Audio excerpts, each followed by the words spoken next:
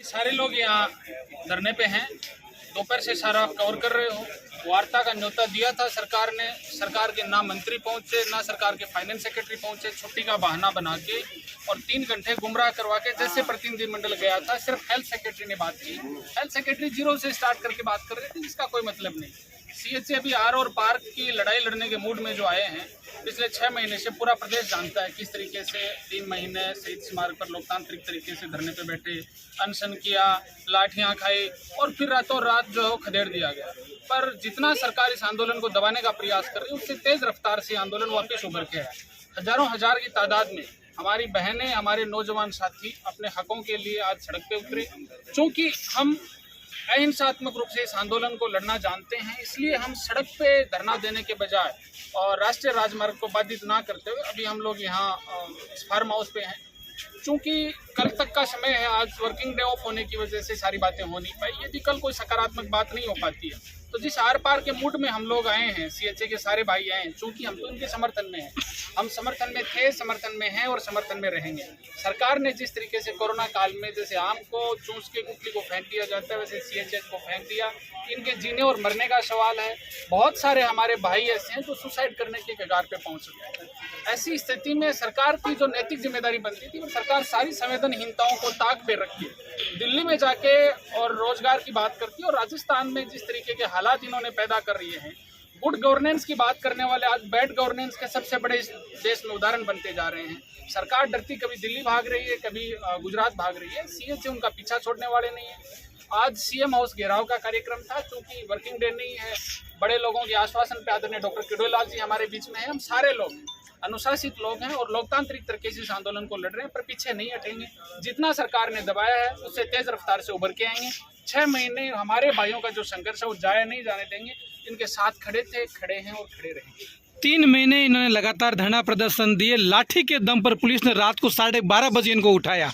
उसके बाद में भी सरकार जागी नहीं। इस मुद्दे पर अधिकारियों या प्रशासन से कोई वार्ता हुई? हमने उस समय भी कहा था, जब कन्हैयालाल का मामला पूरे प्रदेश में चल रहा था और सरकार ने नेट बंद कर दिया। नेटबंदी की आड़ में सरकार ने सरकारी गुंडों का उपयोग करते हुए रात को जो खदेड़ा, उसका बदला लेने के लिए, और जो आक्रोश है, जो नौकरी देने की जो बात की थी, जो संविदा के कैडर में शामिल करने की बात कही थी, जो एक्सटेंशन की बात थी, वो सारी चीजें धरी रह गई है। कोई बात करने को तैयार नहीं है। सरकार का चिकित्सा मंत्री क्या बयान दे देता है, फाइनेंस सेक्रेटरी क्या बयान दे देता है, हेल्थ सेक्रेटरी अलग बयान दे देता है। एमएलए बहुत सारे धरने में आके गए, कह रहे हैं सरकार से बात करेंगे, पर एमएलए भी सारे के सारे बंद कमरे में अलग बात करते हैं, सड़क पे अलग बात करते हैं। उन सारे नेताओं का धन्यवाद देना चाहते हैं। कई कांग्रेस के नेता भी इस धरने के समर्थन में आए, बहुत सारे नेता भारतीय जनता पार्टी के और विभिन्न दलों के जो नेता आए हैं, उन सबका धन्यवाद।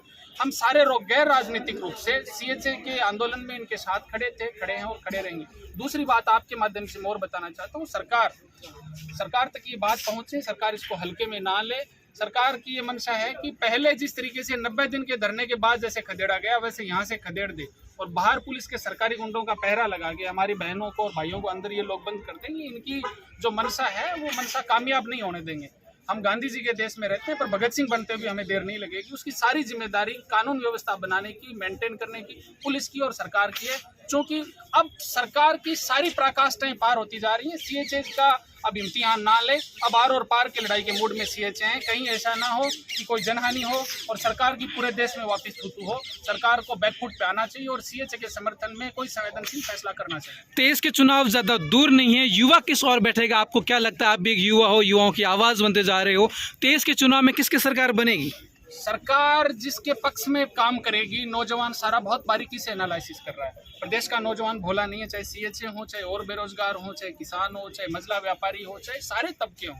जो तबका सरकार से ये उम्मीद करके 2018 में वोट दे के आया था कि सरकार बनने के बाद सरकार के घोषणा पत्र में चाहे संविदा कर्मियों को स्थायी करने की बात हो, चाहे 5 लाख लोगों को रोजगार देने की बात हो, चाहे हेल्थ सिस्टम सुधारने की बात हो, चाहे यहाँ राजस्थान में कानून का इकबाल बुलंद करने की बात हो, सरकार हर मोर्चे पे फैल रही है और बहुत बारीकी से पूरे प्रदेश का नौजवान इसको एनालिसिस कर रहा है। मैं ये तो नहीं कह रहा किसको देंगे किसको नहीं देंगे, पर जो सरकार नौजवानों के हित में, प्रत्येक तबके के हित में, जो वंचित तबका उसके हित में काम करेगी, उसको फायदा मिलेगा। और मुझे नहीं लगता कि वर्तमान जो सरकार है वो कहीं ना कहीं इन सारे वर्गों के हितों में काम कर रही है।